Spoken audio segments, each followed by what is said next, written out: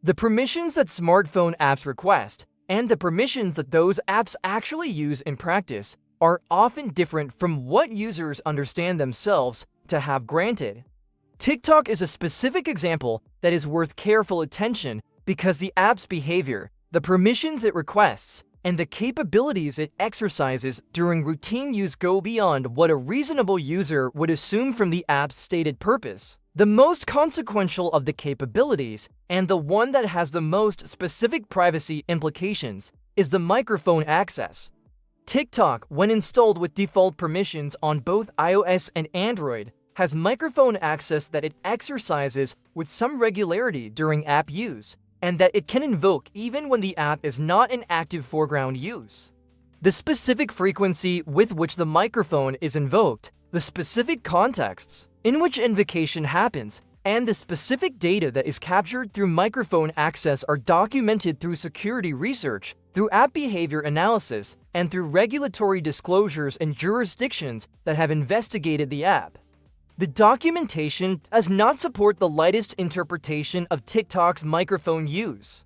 It supports interpretations that are more concerning than what most users of the app have assumed. I want to walk you through what the documented behavior is, what the privacy implications are, what the specific permissions mean in practice, and what the realistic options are for users who are reading or listening to this.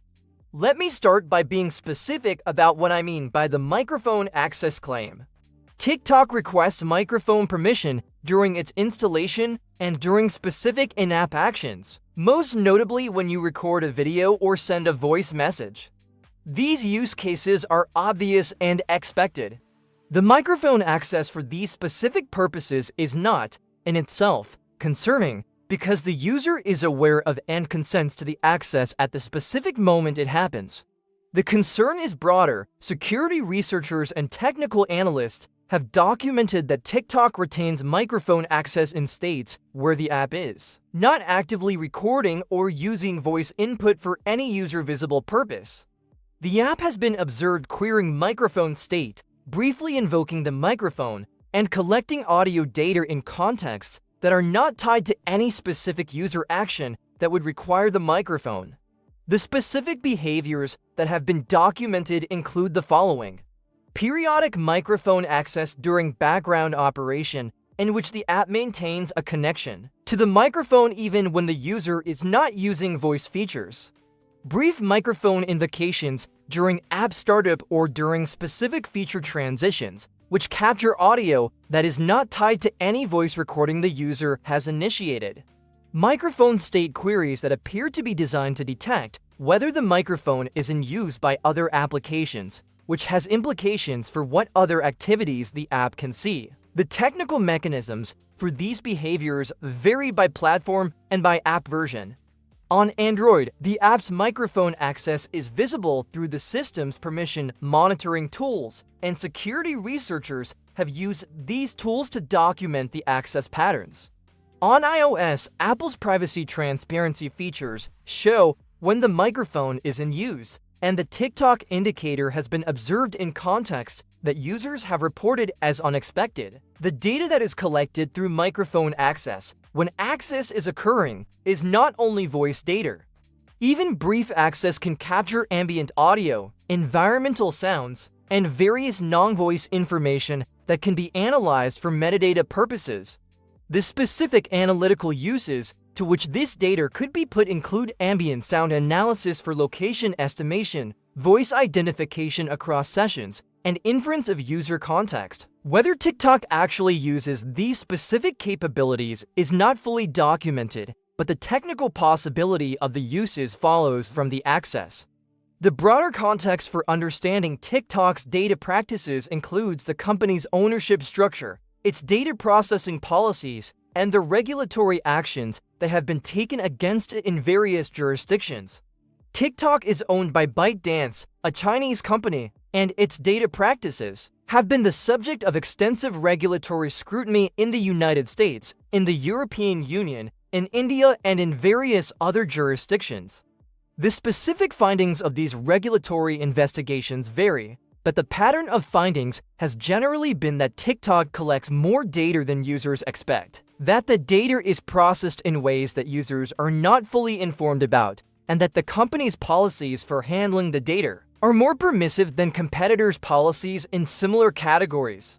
The specific regulatory actions include the forced divestiture of TikTok's United States operations, which has been debated, proposed, and partially implemented in various forms over several years. The specific outcome of this process is still unfolding as of early 2026, with the specific operational status of TikTok in the United States being subject to ongoing legal and political developments. The European Union's investigations under the Digital Services Act and the General Data Protection Regulation have produced specific findings of non-compliance.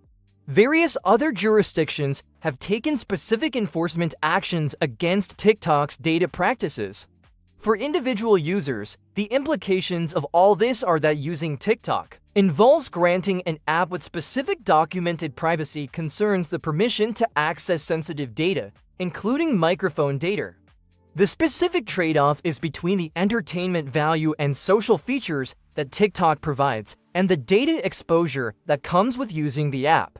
Users should understand what the trade-off is and then make informed decisions about whether they want to accept it. The realistic options for users who are concerned about TikTok's behavior are several. The first option is to delete the app. This is the most effective response.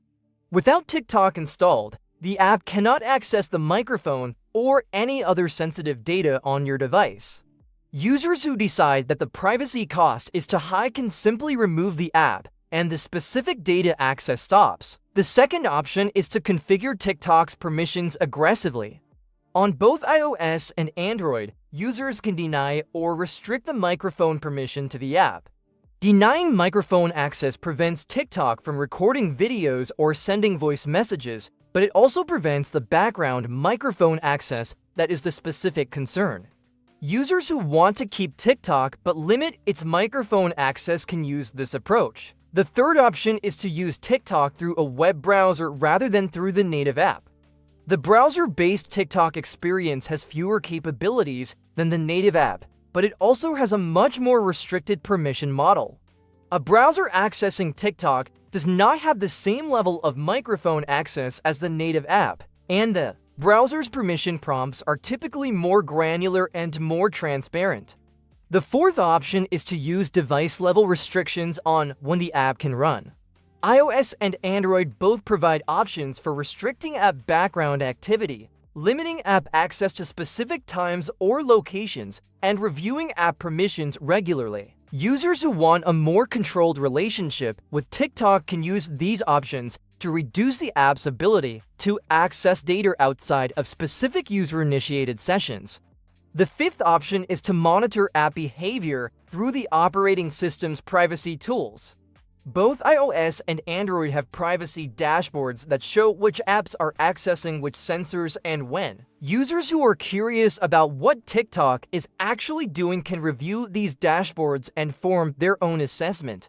The dashboards are not complete, but they provide useful information about the patterns of access. The broader observation I want to make is that TikTok is not unique in having expansive permissions and in using them aggressively. Many social media apps, many communication apps, and many service apps have similar permission profiles and similar behaviors. TikTok is a specific example that has been extensively documented, but the general pattern applies more broadly.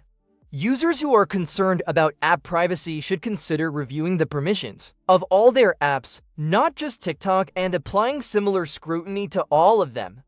The permission model of modern smartphones, which requires users to consent to specific capabilities when an app is installed, is a substantial improvement over the earlier model in which apps had effectively unlimited access. But the permission model has specific weaknesses. Users often grant permissions during installation without understanding what they are granting. Users rarely revoke permissions after the initial grant. The specific uses of granted permissions are often not visible to users in detail. The cumulative effect is that apps accumulate permissions over time, and the aggregate permissions that the typical user has granted across all Their apps is more extensive than any individual user would likely have granted if they had considered each grant carefully. The response to this is, at the individual level, to audit your app permissions regularly. Go through your installed apps, review what permissions each has.